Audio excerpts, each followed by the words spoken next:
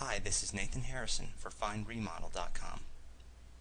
When we think of positioning a built-in cabinet in the home, it helps to think of a sort of good, better, best. Good is to fit the cabinet to the home. Better is to nestle the cabinet within the framework of the home. And best we could think of as actually hiding the cabinet in some way inside the home. In this section, I'll be discussing fitting a built-in cabinet into a strategic corner in your home. And I recognize that this is probably the most basic approach of all that is taken with custom cabinetry, but I have some fine points and an interesting case study or two to offer. The piece we're viewing here is a large pantry adjacent to a kitchen. And I would say this piece is partially effective as a built-in. One thing we immediately see is that it is customized to fit the space. You can see it avoiding this light switch plate here. And on this side, it's not really fitted to the sheetrock corner. It's simply coming out a standard, probably 24 inches. Also, we can see that it accommodates the ceiling feature on both sides, and so it certainly benefits in a utilitarian sense from giving you the very most amount of space that could possibly be gotten from this corner in the kitchen. I guess the main thing I'd like to point out here is to simply notice that this pantry cabinet is really not taking any cues from the house. We might say that it is imposing itself upon this corner rather than following from the natural lines in this corner of the house. Here's another very similar pantry in that it is a pantry.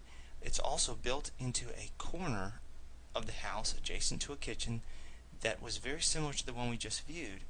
However, this one takes its cues from the house.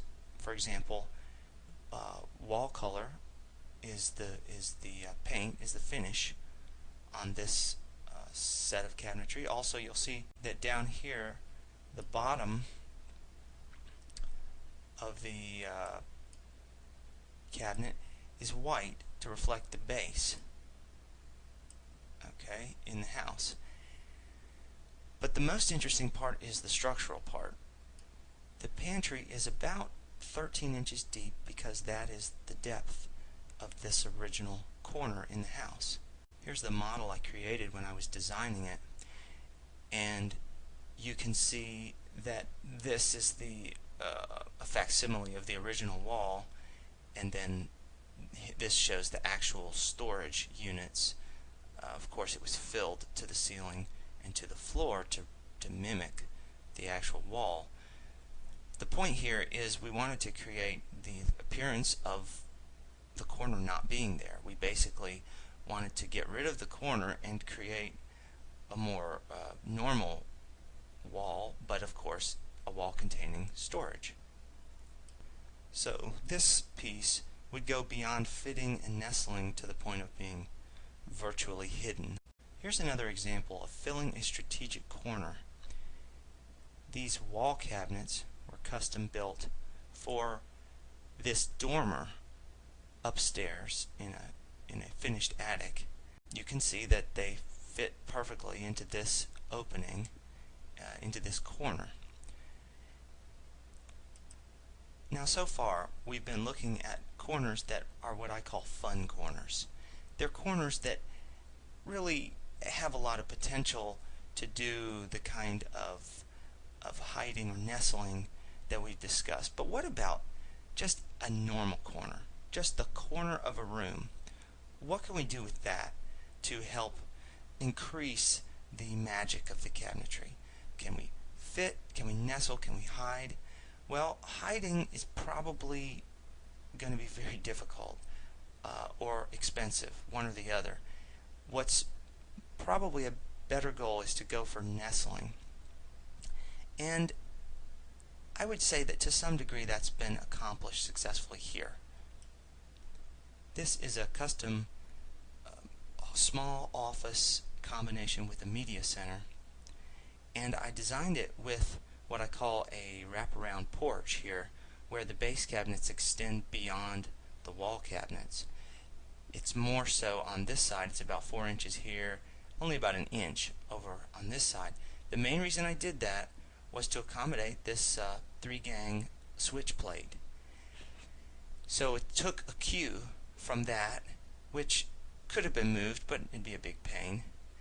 That's number one. The second thing is to notice that we have a cased opening here, and so we don't want to bring the cabinetry all the way to the cased opening. We want to allow for flow of traffic in the normal way that the traffic wants to flow in this room.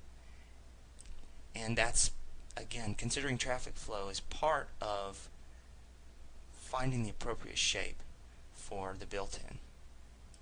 Finally, notice that on this left side, the height and the final location of the built-in is designed to snuggle right up to this curtain and underneath the curtain rod here, which certainly helps the built-in feel like it's nestled into the structure of the house. So just to recap, when we're placing built-ins into a corner, we want to take cues from the structure, and that could include switch plates, outlets, that could include curtains, could include ceiling features, traffic flow, and so forth. We want as much as possible for the money that we're willing to put into the project to create a fitting or even a nestling or a hiding of the built-in in that corner.